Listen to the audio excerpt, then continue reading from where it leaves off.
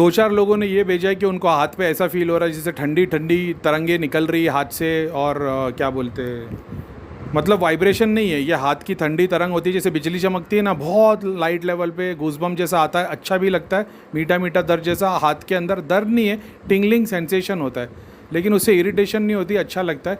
ये बहुत सारे लोगों में मतलब ये हीलिंग की, ऐसे समझ लो ये हाथ से जो हीलिंग होती है ना, कि तुमने जिसके सर पे हाथ रख दिया उसका काम हो गया, जिसको धागा बांध दिया, जिसको नींबू दे दिया, जिसके लिए दुआ कर दी, ये हाथ की हीलिंग वाली पावर है। किसी के आँखों में होती है, किसी की दुआ में होती है, किसी के हाथ में होती है, किसी के यंत्र में होती है, किसी की चीज़ों में होती है, तो ये हाथ की हीलिंग की पावर है।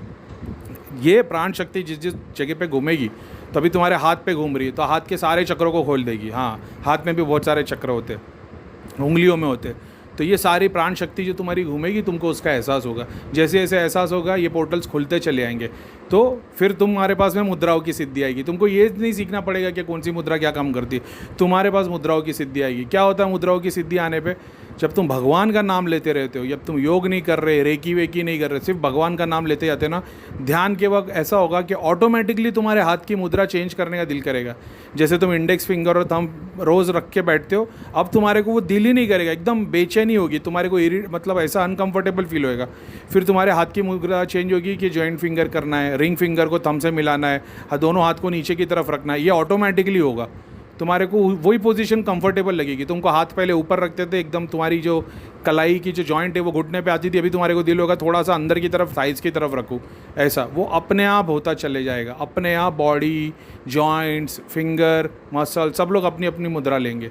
तो ये बाय डिफ़ॉल्ट, क्यों? क्योंकि तुम भगवान का नाम ले रहे हो। अब ये तुम मुद्रा प्रैक्टिस में कर रहे होते तो तुम एक ही मुद्रा को सिद्ध करते हुए 6 महीना निकल जाता, फिर दूसरे पे आते। लेकिन ये प्रोसेस से क्या होगा? मंत्र जाप से, गुरु गाइडेंस से, हालांकि हम गुरु नहीं है, लेकिन ये गाइडेंस से क्या होगा? सिद्धियाँ भगवान तुम्हारी हेल्प करेंगे कि जिसकी जिस वक्त में ज़रूरत है वो चीज़ ऑटोमेटिकली अचीव होती चले आए। तो ये प्राण शक्ति जहाँ जहाँ घूमेगी, कभी हाथ में फील होगा, कभी सर में फील होगा, कभी थ्रोट में फील होगा।